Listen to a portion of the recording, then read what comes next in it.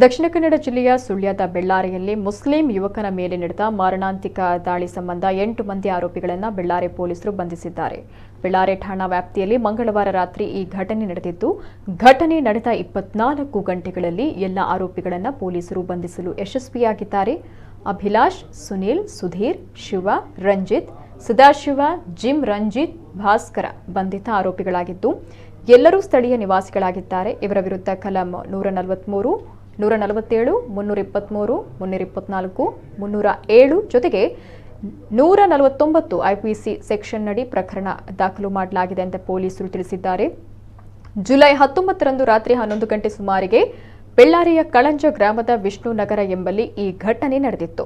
ಮಸೂದ್ ತಿಂಗಳ ಹಿಂದೆಯಷ್ಟೇ ಕಾಸರಗೋಡಿನಿಂದ ಕಳಂಜದಲ್ಲಿರುವ ಅಜ್ಜ ಅಬ್ಬು ಎಂಬುವರ ಮನೆಗೆ ಬಂದು ನೆಲೆಸಿದ್ದು, ಇಲ್ಲಿ ಸ್ಥಳೀಯವಾಗಿ ಕೂಲಿ ಕೆಲಸ ಮಾಡಿ ಇರ್ತಾ ಇದ್ದ ಅಂತ ಹೇಳಲಾಗ್ತಾ ಇದೆ. ಮಂಗಳವಾರ ಸಂಜೆ ವಿಷ್ಣು ನಗರದಲ್ಲಿರುವಂತಹ ಖಾಸಗಿ ಸಮಾರಂಭವೊಂದರಲ್ಲಿ ಭಾಗವಹಿಸಲು ಮಸೂದ್ ತೆರಳಿದ್ದು, ಈ ವೇಳೆ ಅಲ್ಲಿ ಸಮೀಪದ ಅಂಗಡಿಯ ಬಳಿ ಮೈ ತಾಗಿದೆ ಎಂಬ ಕ್ಷುಲ್ಲಕ ಕಾರಣಕ್ಕೆ ಇವರ ಮಧ್ಯೆ ಮಾತಿನ ಚಕಮಕಿ ಹೊಡೆದಾಟ ನಡೆದಿದೆ ಅಂತ ಹೇಳಲಾಗ್ತಾ ಇದೆ. ಈ ವೇಳೆ ಸುಧೀರ್ಗೆ ಮಸೂದ್ ಬಾಟಲಿ ತೋರಿಸಿ ಜೀವ ಬೆದರಿಕೆ ಹಾಕಿದ್ದ ಅಂತ ಹೇಳಲಾಗ್ತಾ ಇದೆ.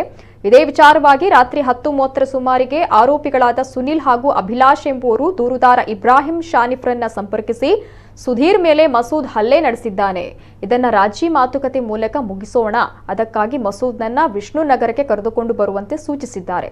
ಅದರಂತೆ ರಾತ್ರಿ 11 ಗಂಟೆ ಸುಮಾರಿಗೆ ಮಸೂದ್ರನ್ನ ಕರೆದುಕೊಂಡು ಶಾನಿಫ್ ವಿಷ್ಣು ನಗರಕ್ಕೆ ಬರ್ತಾರೆ.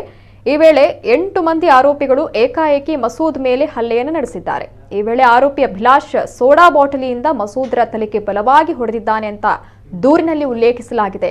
ಪ್ರಜ್ಞಾಹೀನ ಸ್ಥಿತಿಯಲ್ಲಿ ಪತ್ತೆಯಾಗಿದ್ದ ಮಸೂದ್ನನ್ನ ಸುಳ್ಯದ ಖಾಸಗಿ ಆಸ್ಪತ್ರೆಗೆ ದಾಖಲಿಸಿದ್ರೂ ಕೂಡ ಗಂಭೀರ ಅವಸ್ಥೆಯಲ್ಲಿದ್ದವರನ್ನ ಹೆಚ್ಚಿನ ಚಿಕಿತ್ಸೆಗೆ ಮಂಗಳೂರಿನ ಖಾಸಗಿ ಆಸ್ಪತ್ರೆಗೆ ದಾಖಲಿಸಲಾಗಿದೆ.